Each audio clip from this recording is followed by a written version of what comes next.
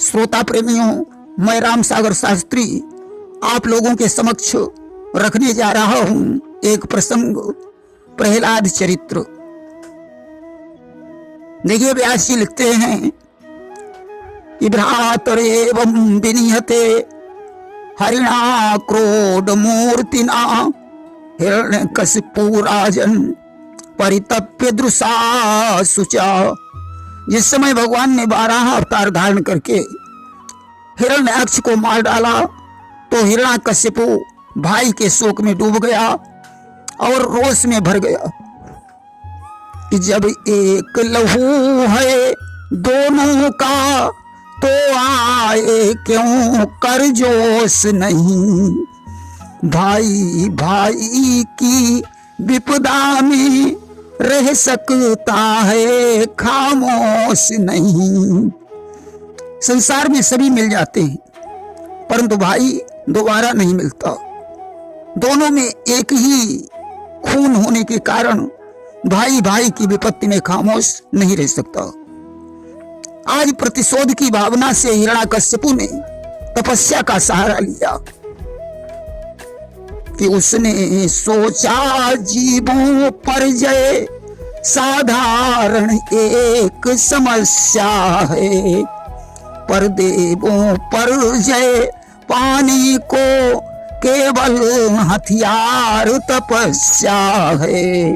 उसने विचार किया कि मनुष्यों पर विजय प्राप्त करना तो आसान है परंतु देवताओं पर विजय प्राप्त करने के लिए तपस्या को ही अस्त्र बनाना पड़ेगा।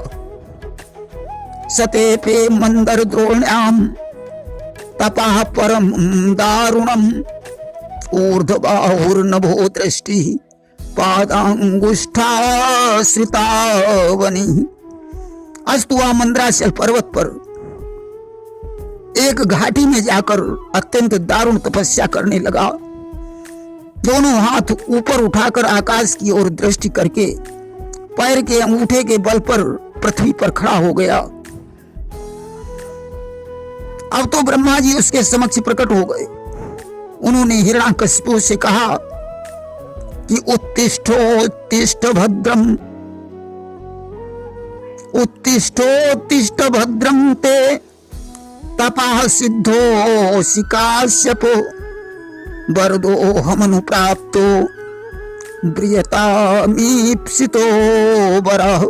हे बेटा हिरण्याकशिपु, उठो, तुम्हारा कल्याण हो। हे कश्यप नंदन, तुम्हारी तपस्या पूर्ण हुई। मैं तुम्हें वरदान देने के लिए आया हूं। तुम्हारी जो भी इच्छा हो मुझसे मांग लो। उसने कहा, ब्रह्मन मुझे अमर कर दो।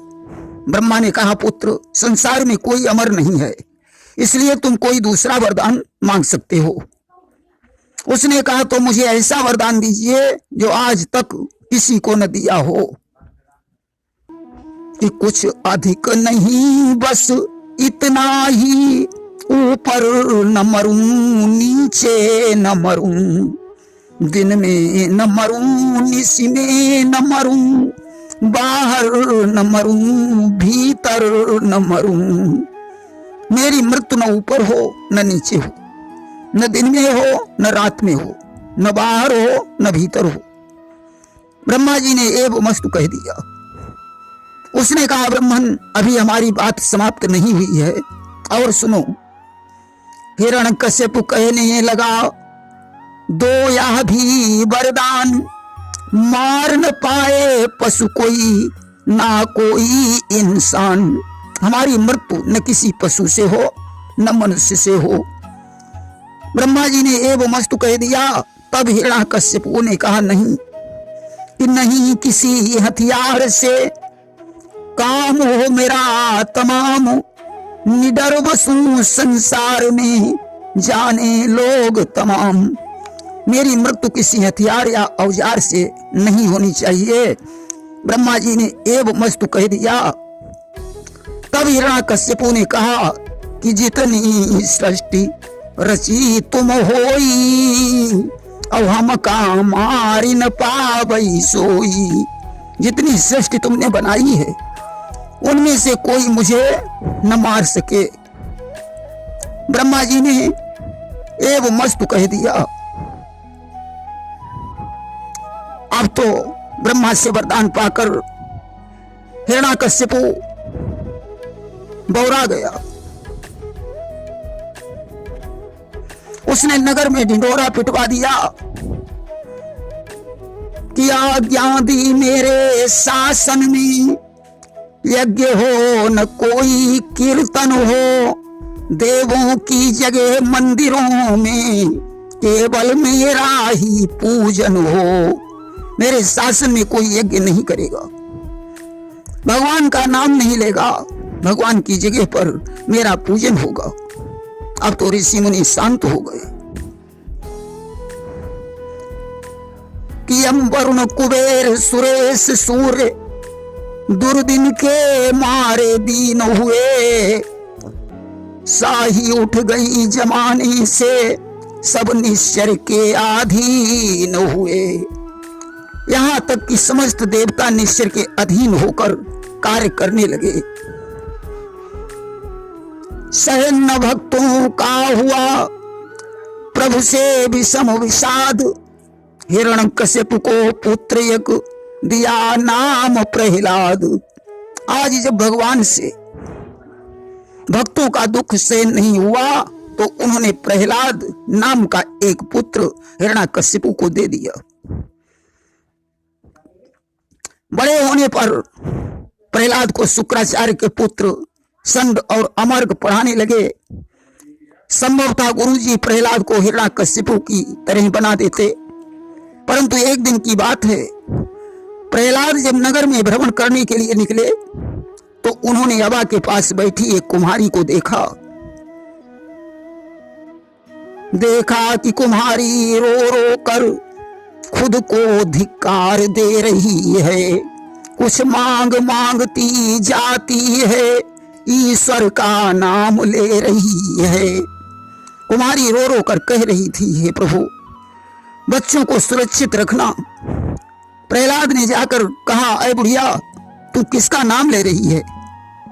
मेरे पिता को अगर पता चला वे तुझे फांसी पर लटका देंगे और तू रोकर क्या मांग रही है?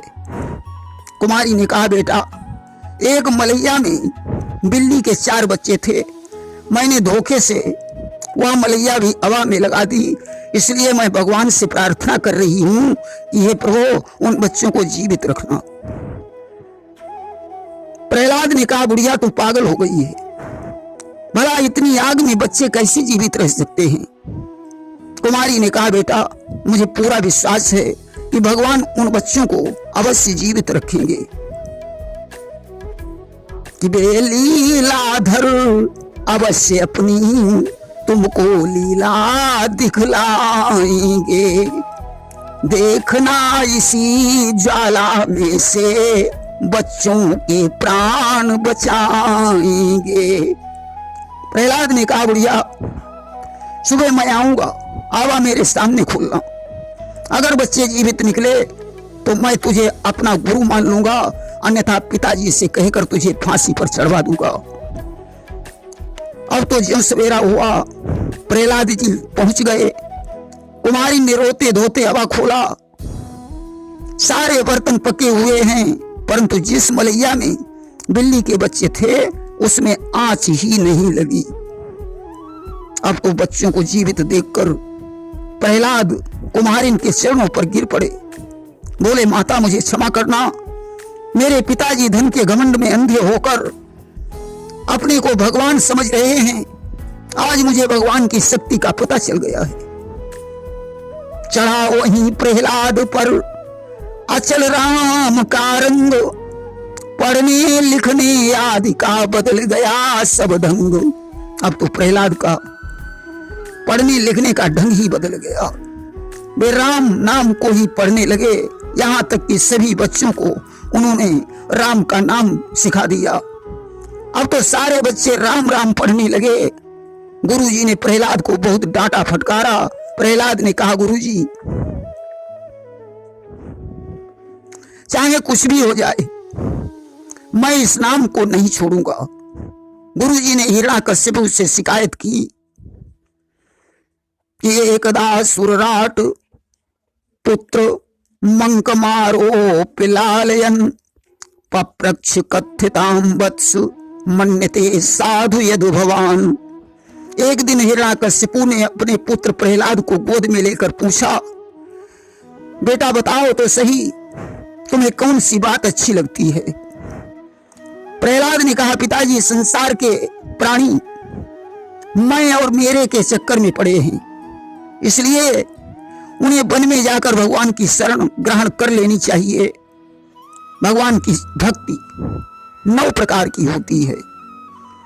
श्रवणम कीर्तनम विष्णु स्मरणम पाद सेवनम अर्चनम वंदनम दास्यम सख्यमात्म निवेदनम। भगवान की लीलाओं को श्रवण करना, उनका कीर्तन करना, उनका स्मरण करना, उनके चरणों की सेवा करना, उनका अर्चन बंधन दास्ता सख्यता और आत्मनिवेदन करना ही भक्ति है।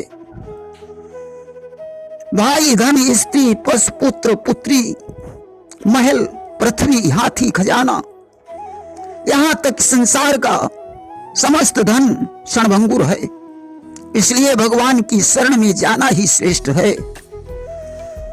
अब तो हिरण्याकश्यपु को क्रोध आ गया, उसने बेटे को उठाकर जमीन पर फेंक दिया और अपनी रानी कयाधु के पास पहुंचा। कहने लगा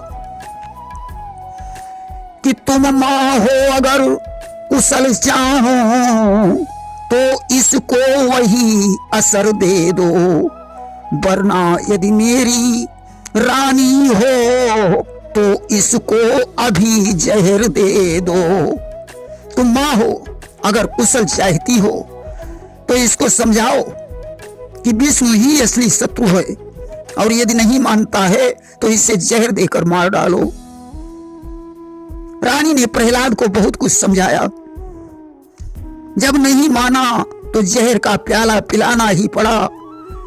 प्रहलाद जहर पीकर भी नहीं मरा।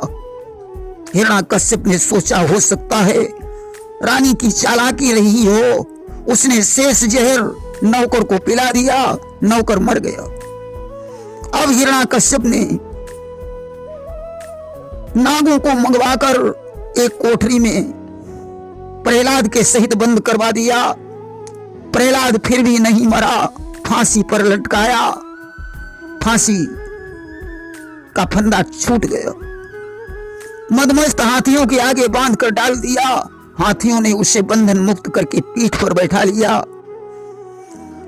पर्वत से नीचे गिराया, भगवान ने उसे अपनी गोद में उठा लिया, यहां तक कि फेंका समुद्र में, मगर वहीं प्रभु ने प्रबंध कर डाला है। जिसका राघव रखवाला है तो कौन मारने वाला है। अब उसने अपनी बहन होलिका से कहा, बहन तुम्हारे पास भगवान सूर्य का दिया हुआ अनल चीर है, जिसे ओढ़कर तुम चिता में प्रवेश कर जाओ, प्रहलाद जलकर भस्म हो जाएगा। देखिए, होलिका का असली नाम ढुंडुबी था। इसका विवाह धूम्राक्ष के साथ हुआ था, जिसे हिरण्याकश्यपु ने मार डाला था। होलिका को आज बदला लेने का मौका मिल गया। वह प्रहलाद को गोद में लेकर चिता में प्रवेश कर गई। अनल चीर हवा के झोंकों से उड़कर प्रहलाद के शरीर से लिपट गया और होलिका जलकर भस्म हो गई। अब तो जितने राक्षस थे वे क्रोधित होकर कीचड़ की वर्षा करने लगे। देवता प्रसन्न होकर रंग बरसाने लगे। उसी दिन से फागुन मास की पूर्णिमा को होली का त्योहार मनाया जाने लगा। कि सारे अत्याचार कर गया असुर जब हार, बांध खंभ से आप ही तब खींची तलवार। सारे अत्याचार करके जब हिरण्याकश्यपु थक गया, तब उसने प्रहलाद को खंभ से बांधकर हाथ में तलवार उठाई और कहने लगा कि जीवन का जाम समाप्त हुआ, बतला वह धुन का जाम कहां। ओ राम नाम के दीवाने, बतला वह तेरा राम कहां। बता कहाँ है तेरा राम। प्रहलाद ने कहा पिताजी मेरा राम तो हर जगह व्याप्त है कि राम है घट घट में व्यापक रम रहा संसार में, मुझ में है तुम में भी है इस खंभ में तलवार में। राम तो मेरे अंदर भी है तुम्हारे अंदर भी है, इस खंभे में राम है और इस तलवार में भी राम है।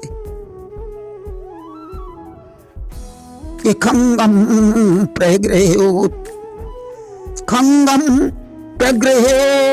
प्रग्रहोत्पतितो वरासनात् स्तंभम तताडाति बलः सुमुष्टिना। अब तो हिरण्यकशिपु तलवार लेकर सिंहासन से कूद पड़ा और उसने बड़ी जोर से खंभे में एक घूंसा मारा और तदैव तस्मिन् निनदोति भीषणो बभूव एनांडकटा हमस्फुटत। उसी समय खंभे में एक बड़ा भयंकर शब्द हुआ, ऐसा लग रहा था मानो ब्रह्मांड ही फट गया हो कि गगन गड़गड़ाने हो फाटे हो खंभ चरचराई के और निकस्यो नर नाहर को रूप अति भयानो है। आज भगवान खंभ फाड़कर नरसिंह के रूप में प्रकट हो गए। प्रेम से बोलिए नरसिंह भगवान की जय। विकराल दाढ़ी लपलपाती जीभ, टेढ़ी भौहें, पहाड़ की गुफा के समान मुख, उठे हुए कान, फूली हुई नाक, ऐसा भयंकर रूप देखकर सभी देवता भी भयभीत हो रहे थे। भगवान ने आज हिरण्यकशिपु को अपनी गोद में लिटाकर नाखून से उसका उदर विदीर्ण कर दिया, जिससे नाखूनों में जलन पैदा हो गई। अतः उन्होंने गूलर में नाखूनों को चुभाकर जलन को शांत किया, परंतु उनका क्रोध अभी शांत नहीं हुआ। ब्रह्मा जी ने देवताओं से कहा जाओ भगवान के क्रोध को शांत करो। देवताओं ने लक्ष्मी जी से कहा कि तुम तो भगवान की पत्नी हो, पति के क्रोध को पत्नी शांत कर सकती है। और सुनी कमला कानन कर धारा अब हमयस कबहुन रूप निहारा। लक्ष्मी जी ने अपने कानों पर हाथ रख लिया और कहा मैंने भगवान का कभी ऐसा रूप नहीं देखा। अब ब्रह्मा जी ने विचार किया कि भक्त ही भगवान के क्रोध को शांत कर सकता है। प्रहलादम प्रेषयामास ब्रह्मावस्थित मंतिके तात प्रसमयोपेहि सुपुत्रे कुपितम प्रभुम। ब्रह्मा जी ने प्रहलाद से कहा बेटा तुम्हारे पिता पर ही तो भगवान कुपित हुए थे, इसलिए तुम्हें उनके पास जाकर उन्हें शांत करो। आज प्रहलाद ने हाथ जोड़कर भगवान की विनय की। भगवान ने प्रसन्न होकर प्रहलाद से कहा कि प्रहलाद भद्र भद्रं ते प्रीतो हम ते सुरोत्तमं वरं वृणीस्वाभिमतं काम पूरोस्म्यहं नृणाम्। भगवान ने कहा परम कल्याण स्वरूप प्रहलाद तुम्हारा कल्याण हो, मैं तुम पर अति प्रसन्न हूं, मुझसे वरदान मांग लो कि हरहु नाथ हमारे सब शोका विमुख पिता पावई परलोका। प्रहलाद ने कहा प्रभु यद्यपि हमारे पिता ने सारी जिंदगी आपसे द्रोह रखा, फिर भी हम चाहते हैं कि हमारे पिता को सुरलोक प्राप्त हो। भगवान ने कहा प्रहलाद मैं तुम्हें वरदान देता हूं कि तुम्हारी 21 पीढ़ियों तक कोई नरक नहीं जाएगा। आज ऐसा वरदान देकर भगवान अंतर ध्यान हो गए। प्रेम से बोलिए वृंदावन बिहारी लाल की जय।